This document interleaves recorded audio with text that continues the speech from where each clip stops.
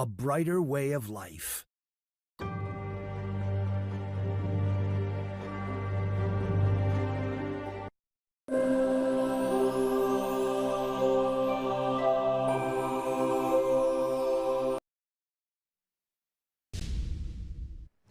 Welcome to NTD Newsroom. I'm Don Ma. Our stories today. Later this afternoon, President Trump will participate in a swearing-in ceremony for the Secretary of the Navy. We'll bring you that event live.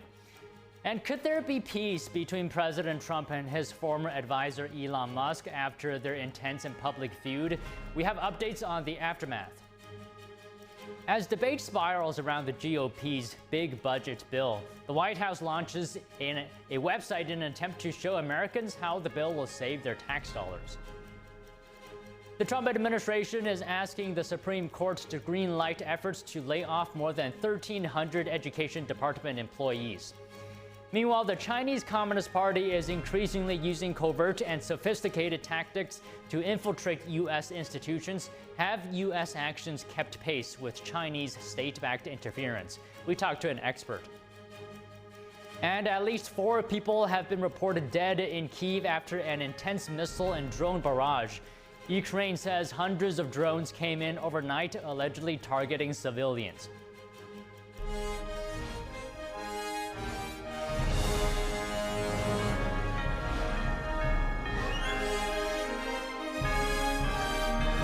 This is NTD Newsroom, live from our global headquarters in New York City.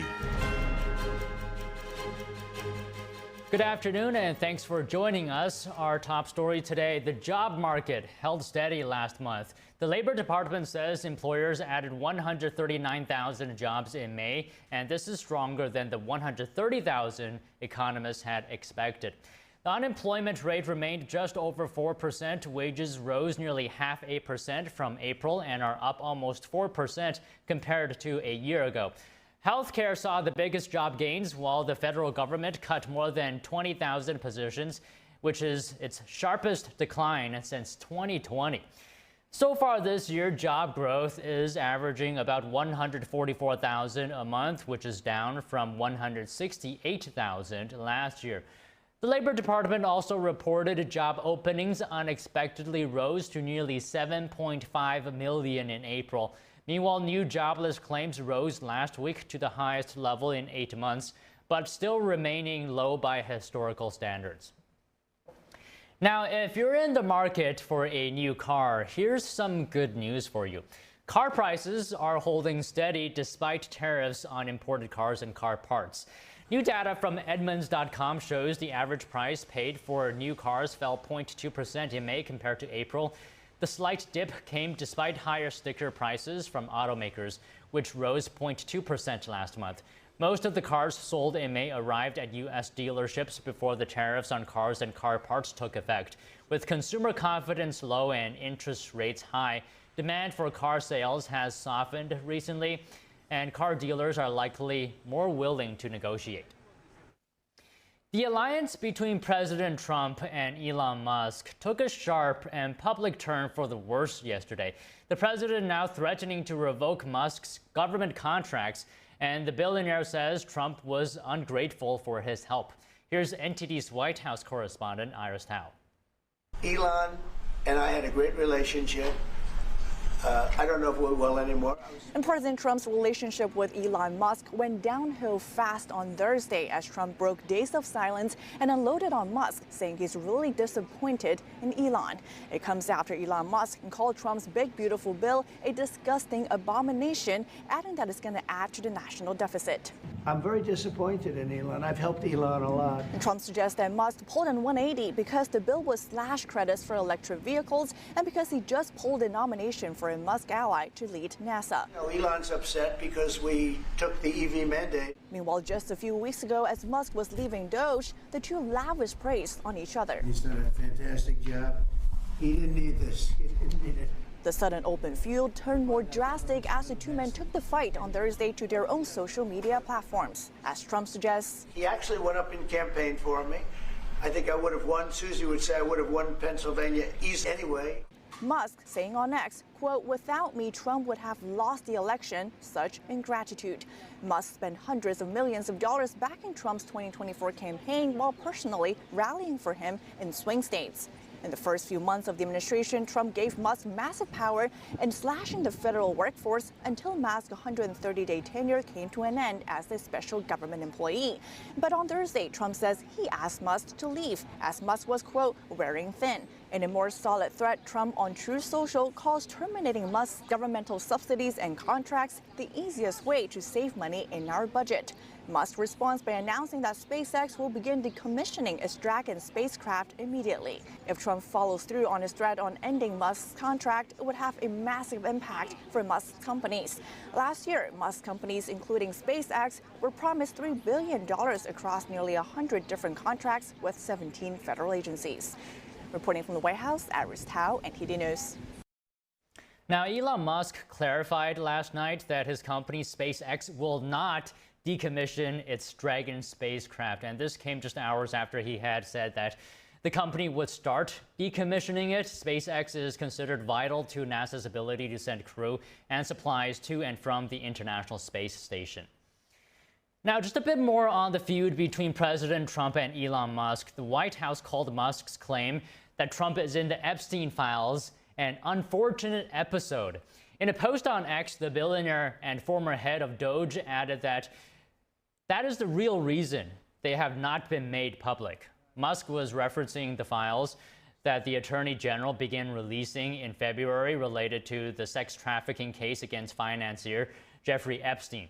Epstein died by suicide in 2019 while awaiting trial. Musk has not provided any evidence to support his claim.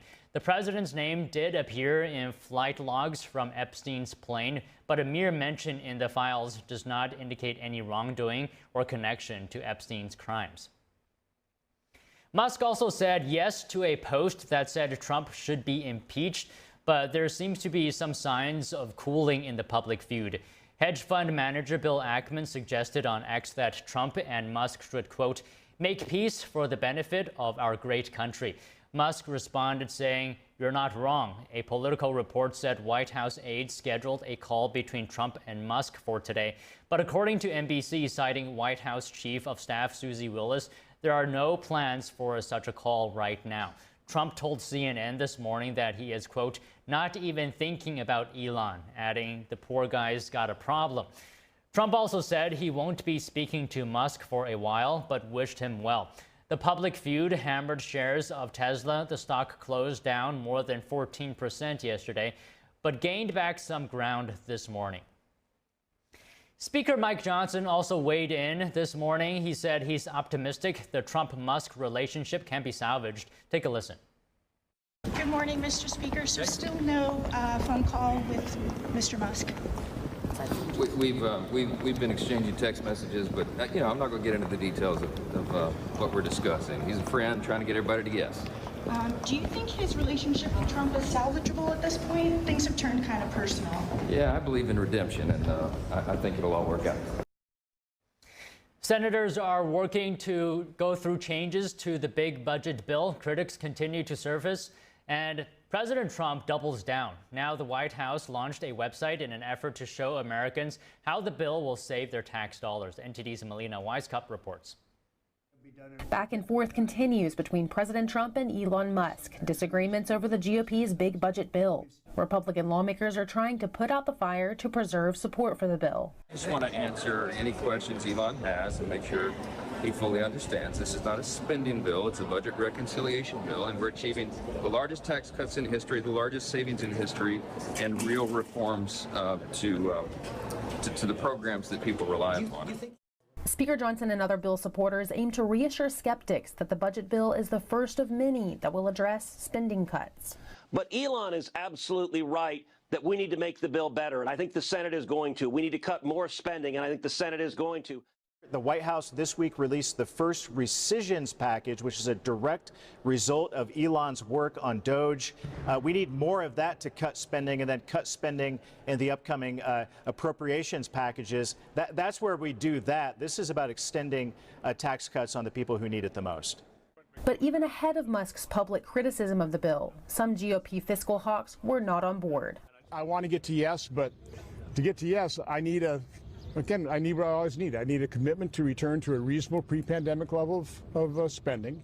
Pushback like this could be detrimental to the bill's success, as Republicans won't have any Democrat votes. This is a big bill, as the president says. It's only beautiful if you're a billionaire. For the rest of America, it is a great betrayal. So in combo, this is a big tax cut for wealthy Americans and a big tax increase for everybody else. To try to dispel claims that the bill will raise taxes on the working class, the White House on Thursday unveiled a new website.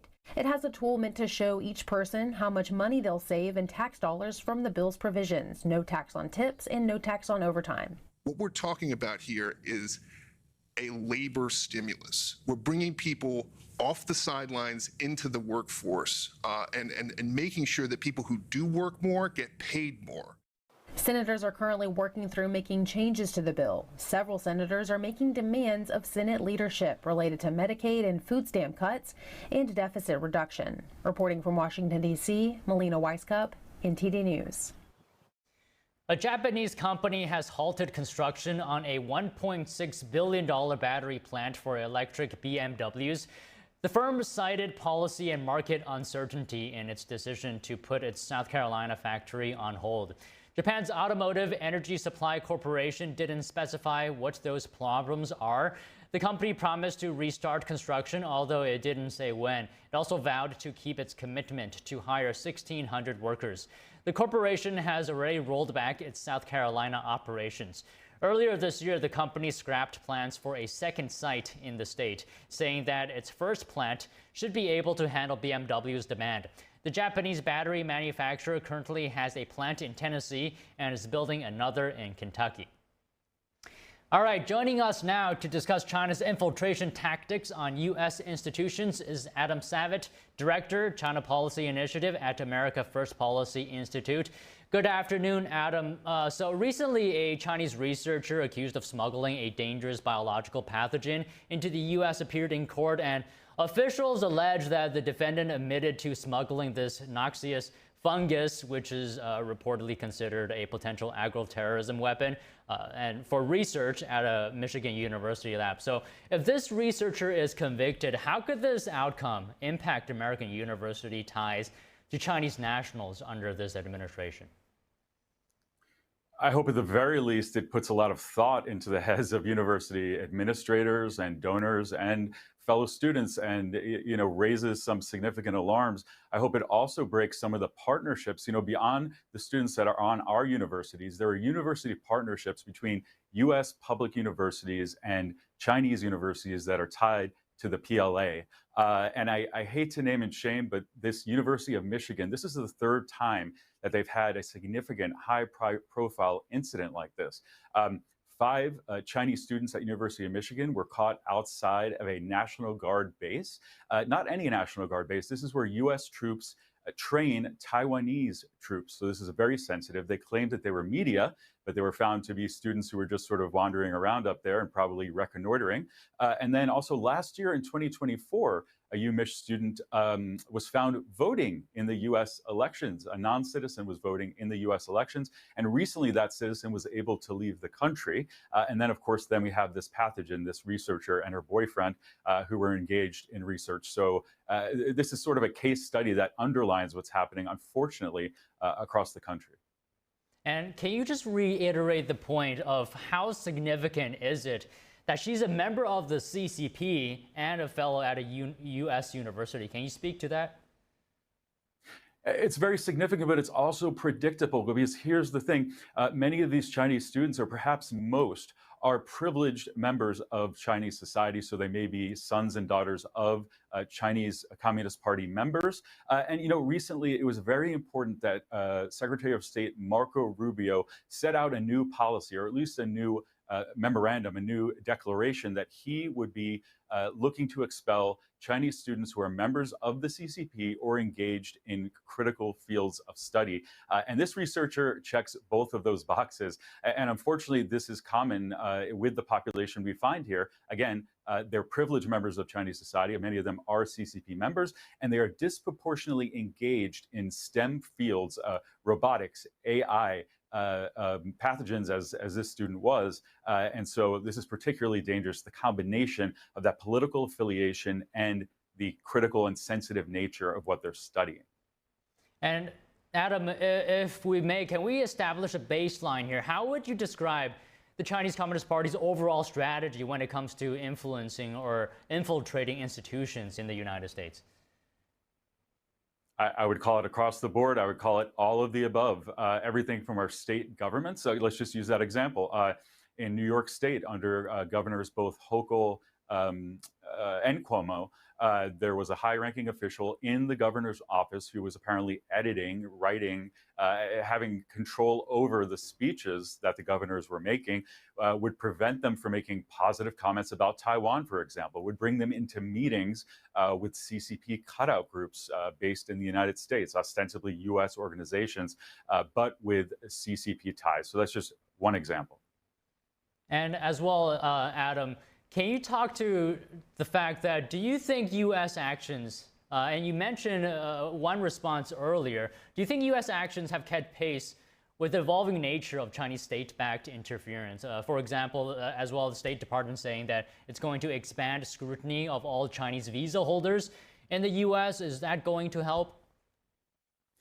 It's definitely going to help. You know, I won't make it an across-the-board comment that we are keeping up with them, because almost by definition, it's impossible, because every single, pathway that we plug or block, they try to find another pathway. But the important part is closing as many gaps as we can. And I do have more faith now that we have many Trump administration appointees in place, with more to come. In the Justice Department, in the intelligence agencies.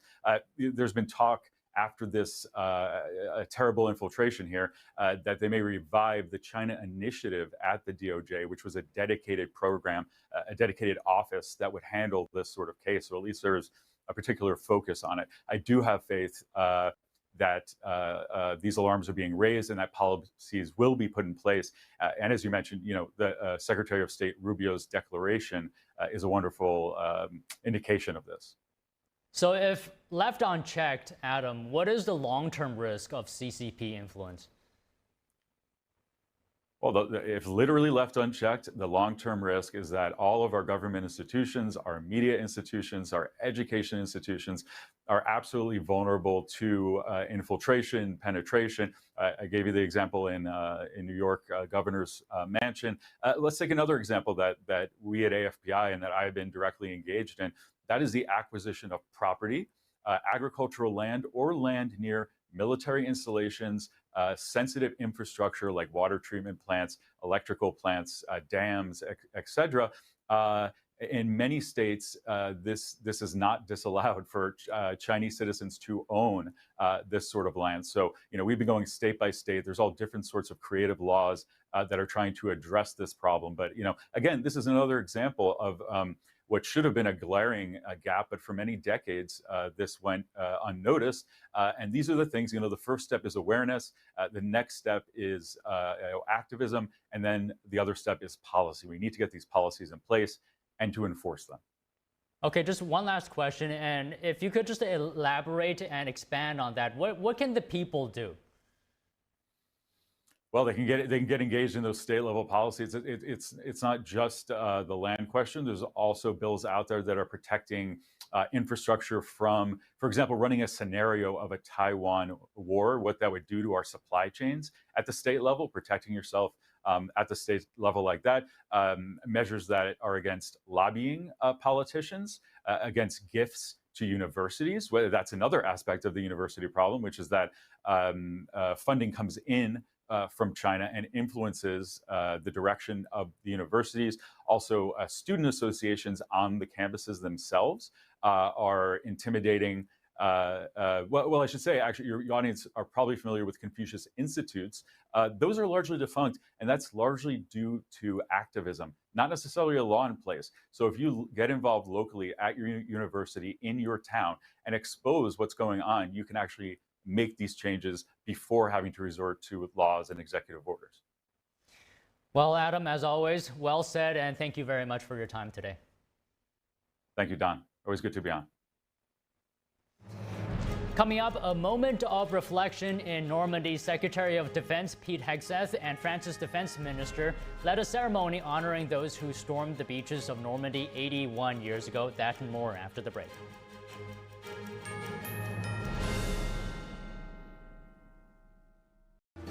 Kids love it.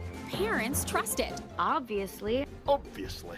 Explore GJW Plus Kids Series and Ganjian Campus courses led by expert educators. This is spectacular.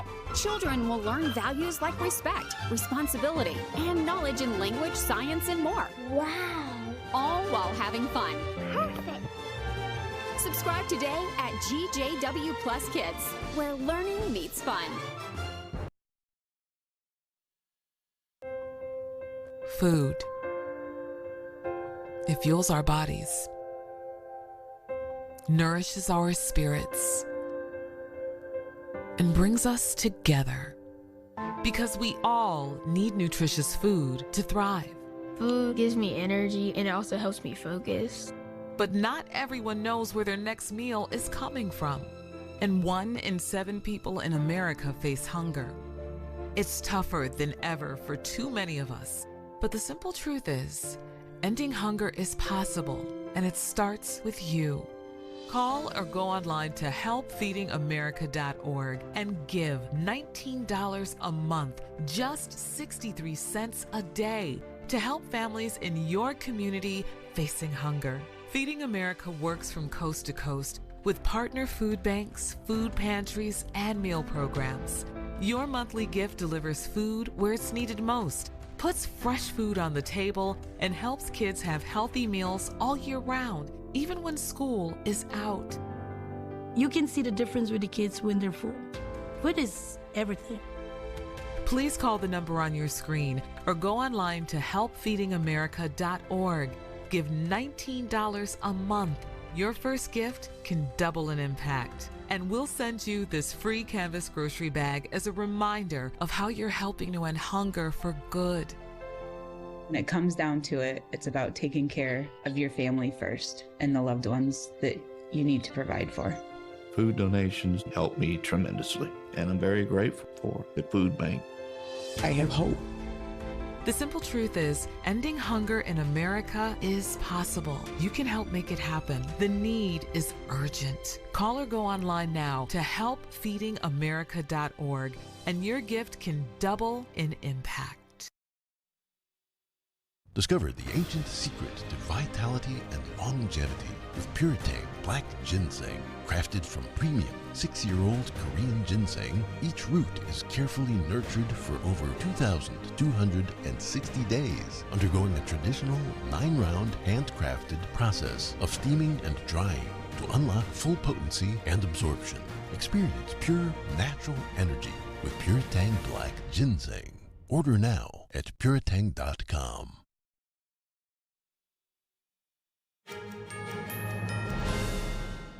Today marks 81 years since the D-Day landings in Normandy. Secretary of Defense Pete Hegseth led a commemoration ceremony along with France's defense minister. Here's more on that tribute.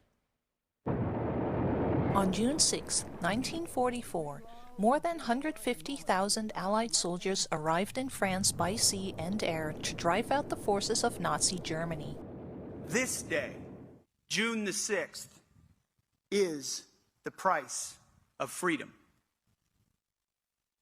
We remember the losses, we celebrate the victories, we rededicate ourselves to the fight for liberty, security, and peace. To walk over or run, if you can, carrying equipment over that open beach as shells and bullets thunder around you again and again, I cannot imagine. Could you do that? Could I? Could we? D-Day was the assault phase of the Allied invasion of continental Europe. It marked a decisive step in the liberation of Europe from German forces during the Second World War. Veterans took part in the ceremony in Normandy's American cemetery that overlooks Omaha Beach. It still bears the scars of the fighting in history's largest amphibious invasion. 73,000 Allied forces were killed and 153,000 were wounded. I think war is disgusting, absolutely disgusting. We must ensure that our children and our grandchildren know what these men did, that they understand. Tens of thousands of onlookers are expected to attend the commemorations. It includes parachute jumps, remembrance ceremonies, parades, and historical reenactments. Many will be there to cheer the ever-dwindling number of surviving veterans in their late 90s and older. All will remember the thousands who died. In a new Supreme Court filing today, the Trump administration is asking the justices to allow for Education Department layoffs to continue while the case proceeds. The request comes in the face of a pair of lawsuits brought by a group of 20 states, school districts, and teachers' unions. They're challenging the administration's plan to permanently close the department. A federal judge in Massachusetts blocked the layoffs, finding that it would further facilitate the president's effort to close the department, which he said would violate the separation of powers. In April, the High Court allowed the government to cancel millions of dollars in education grants related to diversity, equity, and inclusion initiatives. The Justice Department is asking the court for emergency relief. And an update now on the ongoing dispute between the Trump administration and Harvard University. A federal judge yesterday temporarily blocked President Trump's directive suspending new foreign student visas at the Ivy League institution. The justice ruled that barring international students over the next 6 months before the courts can fully review the case would cause, quote, immediate and irreparable injury. This marks the second time in recent weeks that Judge Allison Burroughs has blocked Trump from targeting Harvard's international student population, which accounts for more than a quarter of its enrollment. President Trump told reporters he's not targeting all foreign students, just those who may pose security risks. He said his administration welcomes international students, but insists they must be properly vetted. President Trump's directive banning citizens from 12 countries includes exceptions for athletes. Officials say they're confident the games continue to have the full backing of the administration. The travel ban that was announced, the important thing there for us is that the federal government and this administration importance of the Olympics and the games, and there is a carve out in the order in the travel ban that allows for and assures that there will be access to the games, the Olympics, for the athletes and their families and the officials. We will be able to have a wide open games. Trump signed the proclamation on Wednesday as part of an immigration crackdown he said was needed to protect against foreign terrorists and other security threats. The countries affected by the travel ban include Afghanistan, Iran, Libya, and others. The entry of people from 7 other countries, including Cuba and Venezuela, will be partially restricted. The U.S., along with Canada and Mexico, will also host the FIFA World Cup in 2026. Trump said last month that he wanted people traveling to the U.S. for the World Cup to have a seamless experience during their visit. Sam's Club is cutting over 40 ingredients from its members' Mark brand. The retailer, owned by Walmart, says the changes will happen by year's end. This includes artificial colors and aspartame. It's part of a program called Made Without. The goal is to match evolving customer diets as more people, especially Gen Z and millennials, focus on health. This comes a few months after Health Secretary Robert F. Kennedy Jr. announced plans to remove artificial food dyes from U.S. foods.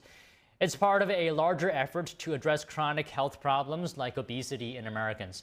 Sam's Club has already introduced cookies and snacks without artificial colors.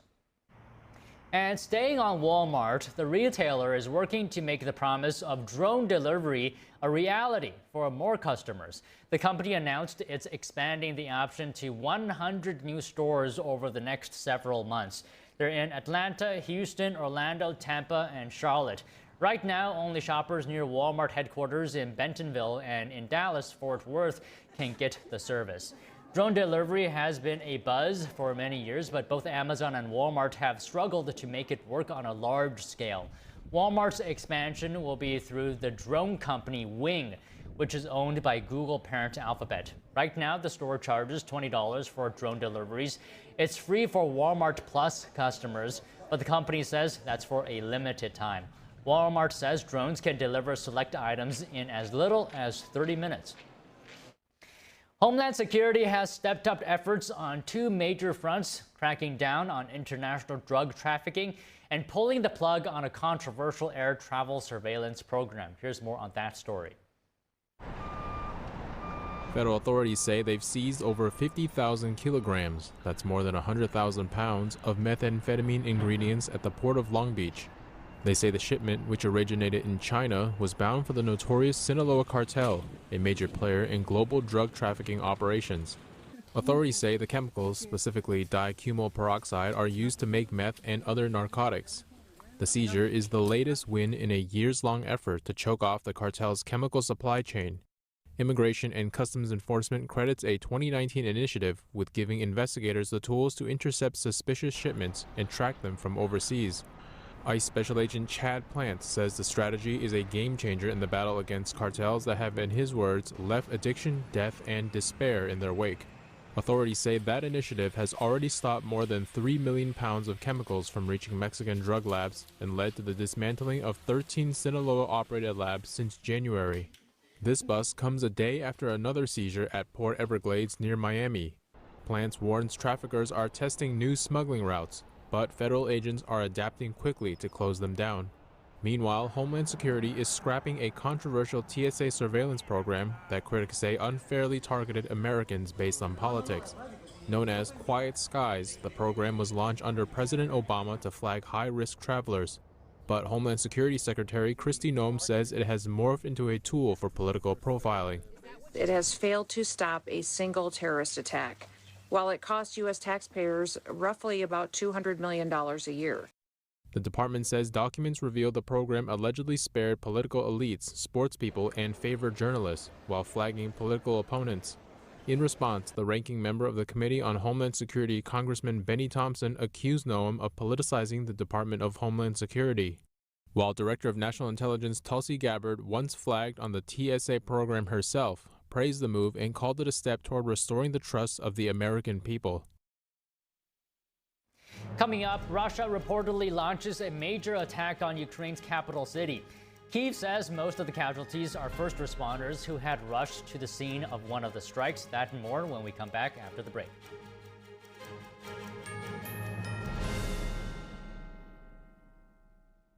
Big things are happening at Mathis Homes. Save all summer long with price drop alerts all over the store. Their suppliers have cut prices and they're passing those savings on to you. Get new lower prices with top name recliners as low as $199. And huge markdowns on hundreds of sofas in all the latest styles. Now's your chance to save big for every room in your house. There's something for everyone. Plus, get 12-month no-interest financing and free delivery. Check out these price drop alerts and save at your furniture superstore, Mathis Home. There's a whirlwind of emotion and activity going on in this painting. And there's chaos all around and threat from below. The wolves surrounding her, and they're anything but unmoved. They're moving all the time, and we sense that. But this little girl remains unmoved. She's in quite a perilous situation, but she's completely strong and serene, and she's actually meditating.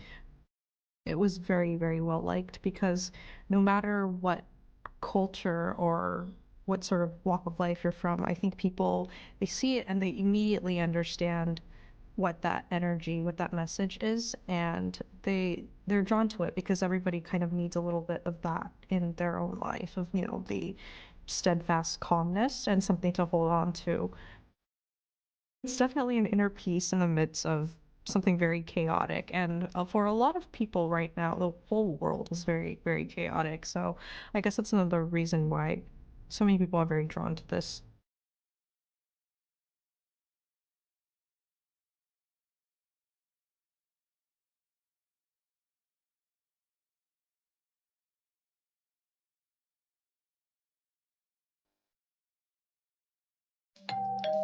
Hi, I'm Ty Pennington, here for Choice Home Warranty. They protect my home from expensive repairs, and they can do the same for you.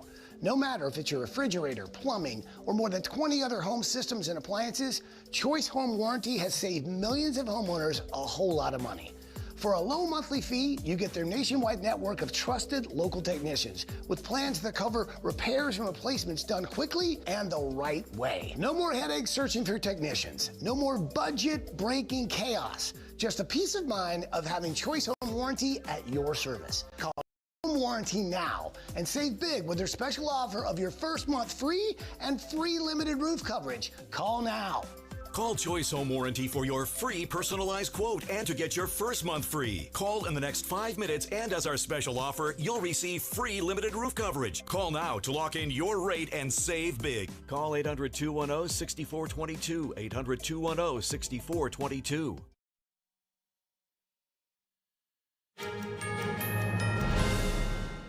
German Chancellor Friedrich Merz today discussed his White House meeting with President Trump.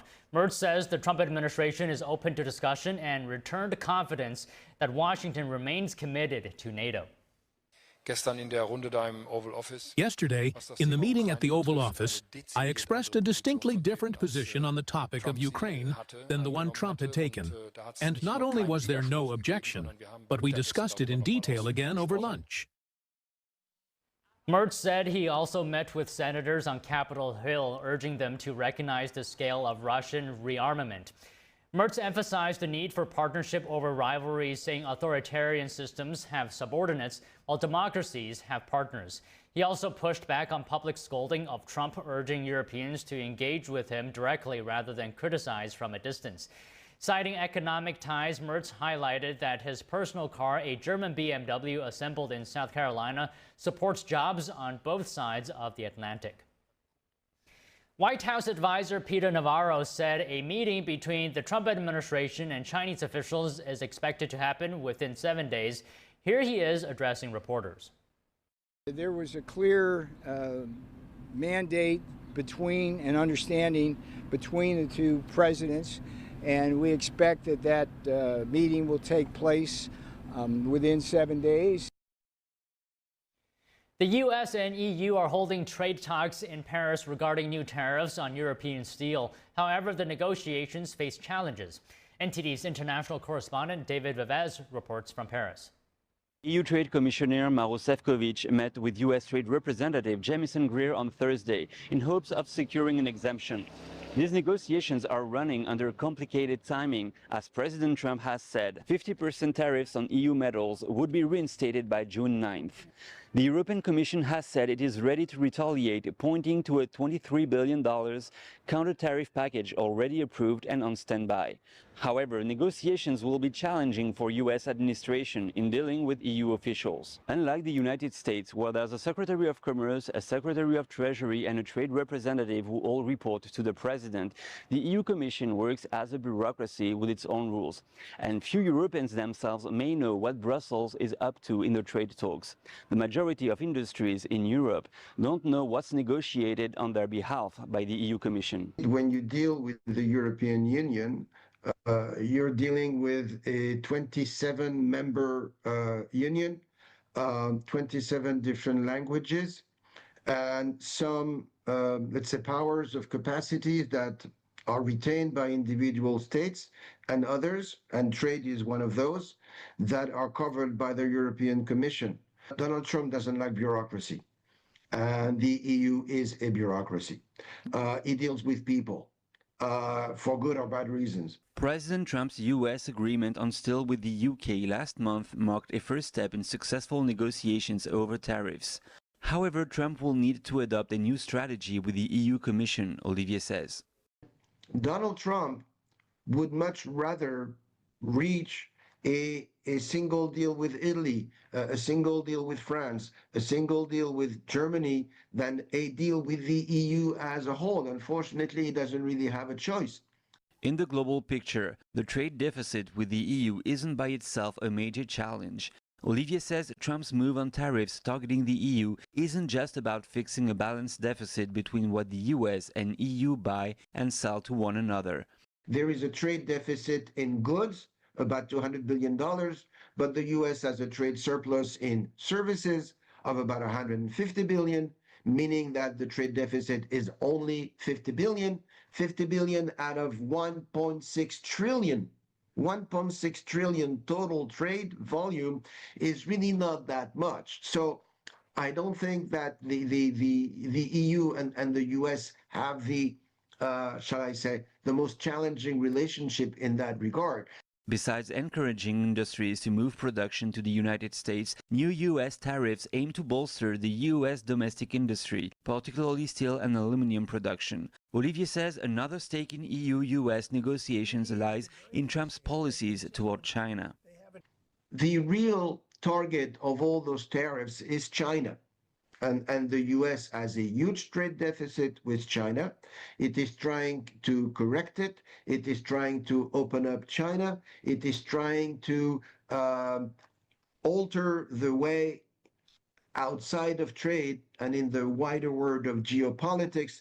So he would like for the Europeans to go a lot more along with his outlook towards China. If negotiations aren't satisfactory for the EU, it might impose counter tariffs on US goods by July 14th. David Vives, NTD News, Paris. At least 4 people are reported dead in Kyiv after an intense missile and drone barrage. Ukraine says hundreds of drones were unleashed on its capital city. NTD's international correspondent Arian Pazdar has the war update.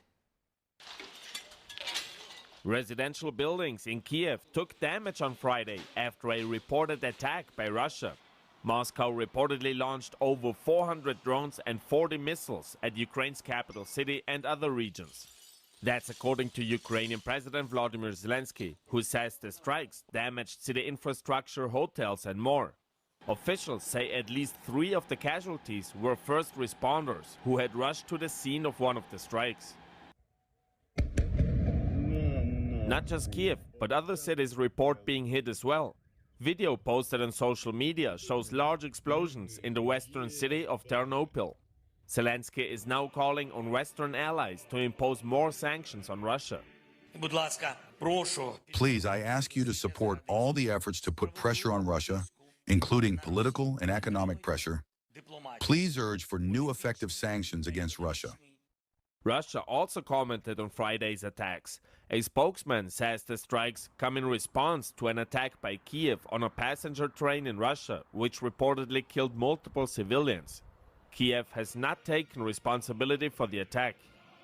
So if you have carefully read the statement by our defense ministry, it said that the strikes were carried out in response to terrorist attacks by the Kyiv regime. Russian officials also say that Moscow only struck military and military-related targets in Friday's attack, not civilian targets. Arian Pazdar, NTD News.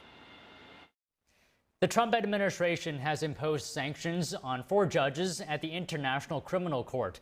The sanctions were in response to the court's investigation into alleged war crimes by Israel and its war against Hamas.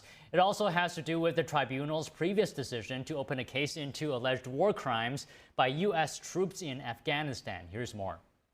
A statement by Secretary of State Marco Rubio said the 4 judges had, quote, actively engaged in the ICC's illegitimate and baseless actions targeting America or our close ally, Israel. The ICC slammed the move, saying it was an attempt to undermine the independence of the court.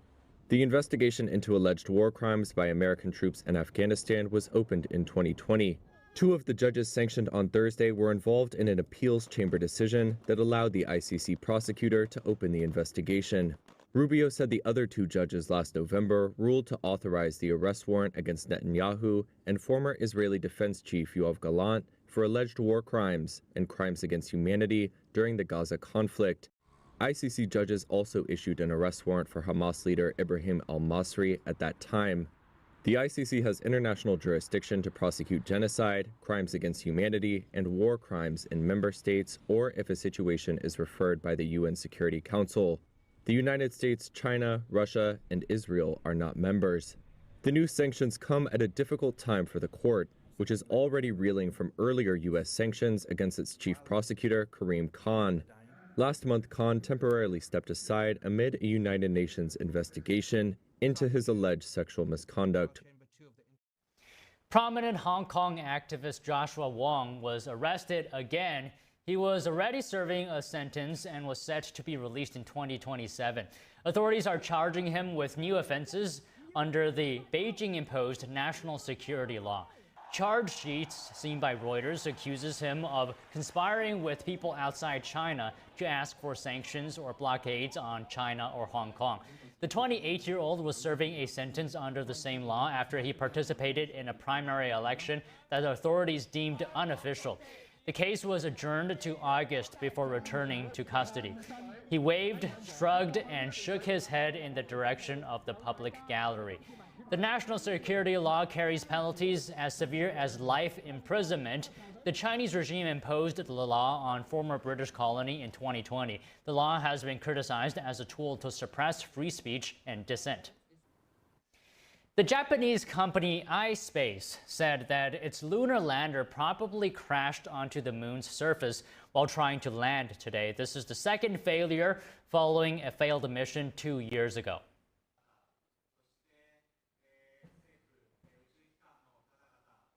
Lunar lander Resilience could not decelerate fast enough as it approached the moon. The company said that they have not been able to communicate with the spacecraft after a likely hard landing.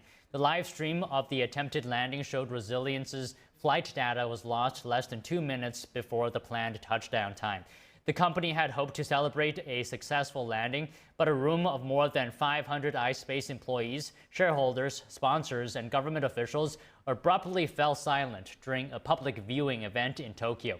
Tokyo-based iSpace had hoped to join U.S. firms as companies that have accomplished commercial landings amid a global race for the moon. This includes state-run missions from China and India. A successful mission would have made iSpace the first company outside the U.S. to achieve a moon landing. Coming up, Hollywood legend Tom Cruise has yet another stunt-related honor. He is now a Guinness World Record holder. That and more after the break.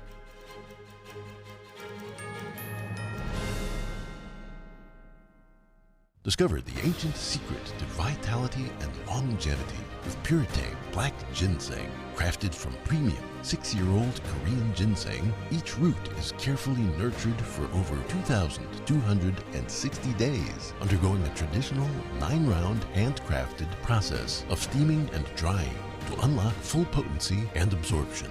Experience pure, natural energy with Puretane Black Ginseng. Order now at puretane.com.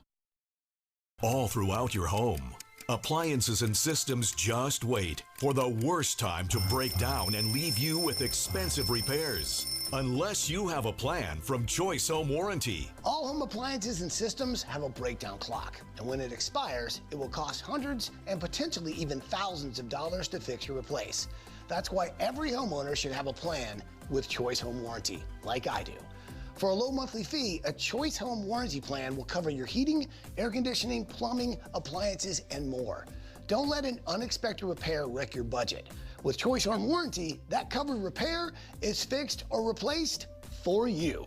Choice Home Warranty has been a great company to work with, and they've taken care of us. I would suggest anybody who lives in a home not to be in a home without them. Avoid the ticking clock of home appliances and systems breaking down with a plan from Choice Home Warranty. Call now to get your first month free. Call in the next 10 minutes and we'll give you $120 off your first year of coverage. That's $200 in total savings. With a nationwide network of over 25,000 technicians, I don't worry about how my next breakdown will be handled. With a click of a button, my claim is filed, and Choice Home Warranty starts the clock. They do the legwork, hiring the right technician and handling the cost of covered repairs and replacements. And check this out. For a limited time, you can get 1 month of coverage free. Did you hear me? Free. You can't beat that deal with a sledgehammer. But hurry, this offer is ticking away. Once the clock hits 0, poof, it's gone. Don't fear the breakdown clock. Get a plan from Choice Home Warranty and get round-the-clock money-saving protection you can count on. Call in the next 10 minutes and we'll give you $120 off your first year of coverage, plus get your first month free. This offer won't last long. Get your home protected. Call now. Don't wait for an appliance or system to break down. Call before that happens. Call 800-983-3523. 800-983-3523. Kids love it. Parents trust it. Obviously. Explore GJW Plus Kids Series and Ganjiong Campus courses led by expert educators. This is spectacular. Children will learn values like respect, responsibility, and knowledge in language, science, and more. Wow. All while having fun. Perfect. Subscribe today at GJW Plus Kids, where learning meets fun.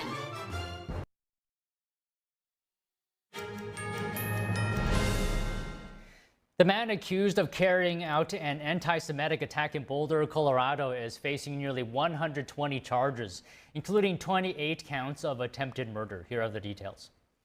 This is People versus Mohammed Soliman. Appearing behind thick glass with hands and feet shackled, Egyptian national Mohammed Soliman, who was accused of firebombing a Colorado march, was formally charged in state court Thursday. He faces well over 600 years in prison if convicted on 28 counts of attempted murder. Those are just a portion of charges confirmed against him Thursday, as District Judge Nancy Salamone presided over the hearing. The court accepts the waiver of formal advisement, and 118 charges were filed. The rest of the charges include assault, use of incendiary devices, and animal cruelty. On Thursday, Soliman agreed to his next court date set for July 15th. He made no other comments or gestures and was not asked to enter a plea. Prosecutors say that Soliman threw Molotov cocktails and yelled "Free Palestine" at people taking part in an event that aimed to draw attention to hostages seized during Hamas's 2023 attack on Israel. Soliman entered the U.S. on a tourist visa in 2022. Federal officials say he overstayed that tourist visa and was in the country illegally. His family, including his wife, 2 teenagers, and 3 younger children, were taken into custody on Tuesday and may be deported, though a federal judge on Wednesday blocked their immediate removal. Soliman also faces federal hate crimes charges that carry a life sentence if he is convicted. He is scheduled to appear in federal court on Friday. The U.S. Army is preparing for a military parade on June 14th in Washington, D.C. It's in celebration of the Army's 250th anniversary. Officials say the parade will feature dozens of tanks and Bradley and Stryker fighting vehicles, as well as howitzers and other artillery pieces. A non-military official involved in the planning said the parade is expected to bring roughly 7 million pounds of military hardware. Most of the vehicles will arrive by train from Texas to Jessup, Maryland early next week. They will then be offloaded onto flatbed trucks for transport to D.C. The effort has sparked concerns about how the roads in D.C. will fare under the literal weight. The Army Corps of Engineers has started reinforcing the roads along the parade route. Officials estimate the cost of the parade could be as high as $45 million. Divine intervention in our nation's founding, a new docudrama titled The American Miracle, made its debut this week at the Kennedy Center. NTD's Sam Wong was at the red carpet to speak to the cast and crew. We hold these truths to be self-evident. The genesis of a nation with the help of divine power. A red carpet premiere for The American Miracle was held at the Kennedy Center in Washington, D.C. on Wednesday. The tagline, "Our nation is no accident." You can say America's a happy accident, But a pattern of happy accidents is still a pattern. Look at people from all over the world are trying to become a part of this nation, and there's a reason. It's because of the liberties. And those liberties, in the end, the founders saw that those liberties really came from a power higher than a king, and it was a power from God. From commanding the Continental Army under extreme conditions to drafting some of the most important documents in U.S. history, the American Miracle explores the role of divine providence in our nation's origin.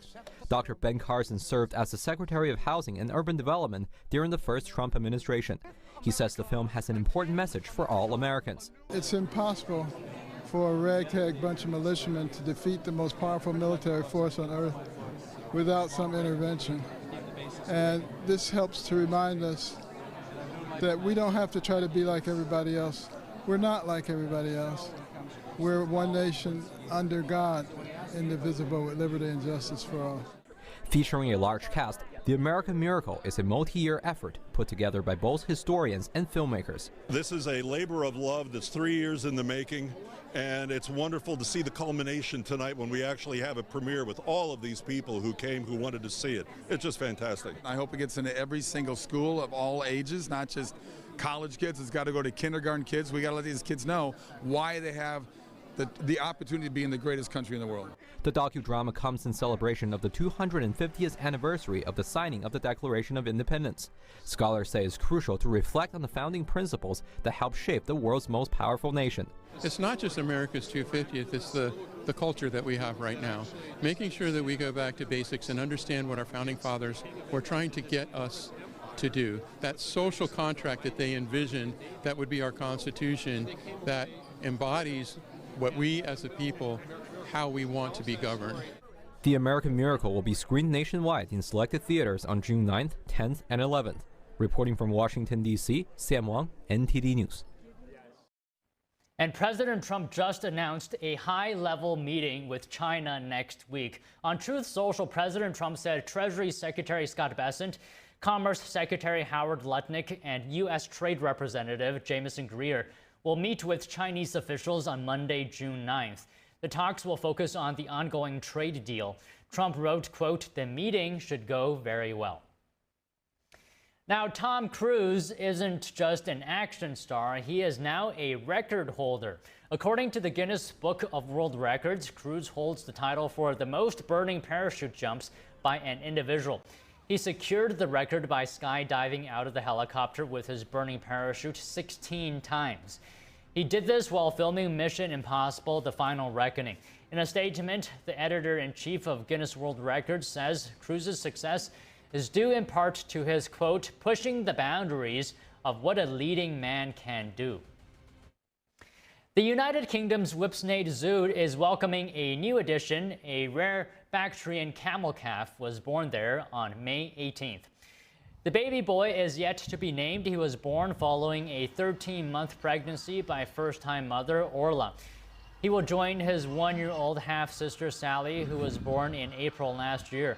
The baby camel will live with the zoo's herd of 5 adults. The zoo's camel keeper said that the calf was healthy and walking shortly after birth. Whipsnade Zoo said there may be fewer than 950 of the animals left in the deserts of China and Mongolia. The charity behind Whipsnade Zoo is supporting conservation efforts in Mongolia. This includes the Gobi Desert in the south. Wildlife groups believe there are only about 450 wild camels remaining in that region. Coming up after the break, the Department of Education announces a nationwide effort to eliminate identity theft and fraud in federal student aid programs. Mandatory identity checks for all first-year students receiving financial aid will soon take effect. We have that and more when we return.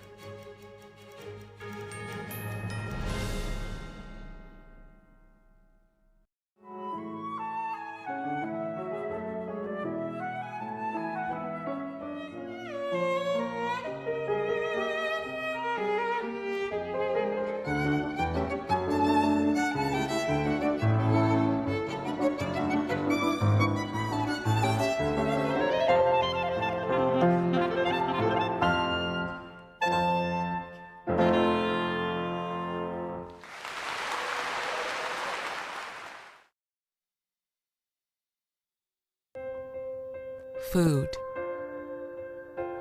fuels our bodies, nourishes our spirits, and brings us together. Because we all need nutritious food to thrive. Food gives me energy and it also helps me focus. But not everyone knows where their next meal is coming from. And 1 in 7 people in America face hunger. It's tougher than ever for too many of us. But the simple truth is, ending hunger is possible, and it starts with you. Call or go online to helpfeedingamerica.org and give $19 a month, just 63 cents a day, to help families in your community facing hunger. Feeding America works from coast to coast with partner food banks, food pantries, and meal programs. Your monthly gift delivers food where it's needed most, puts fresh food on the table, and helps kids have healthy meals all year round, even when school is out. You can see the difference with the kids when they're full. Food is everything. Please call the number on your screen or go online to helpfeedingamerica.org. Give $19 a month. Your first gift can double an impact. And we'll send you this free canvas grocery bag as a reminder of how you're helping to end hunger for good. When it comes down to it, it's about taking care of your family first and the loved ones that you need to provide for. Food donations help me tremendously, and I'm very grateful for the food bank. I have hope. The simple truth is, ending hunger in America is possible. You can help make it happen.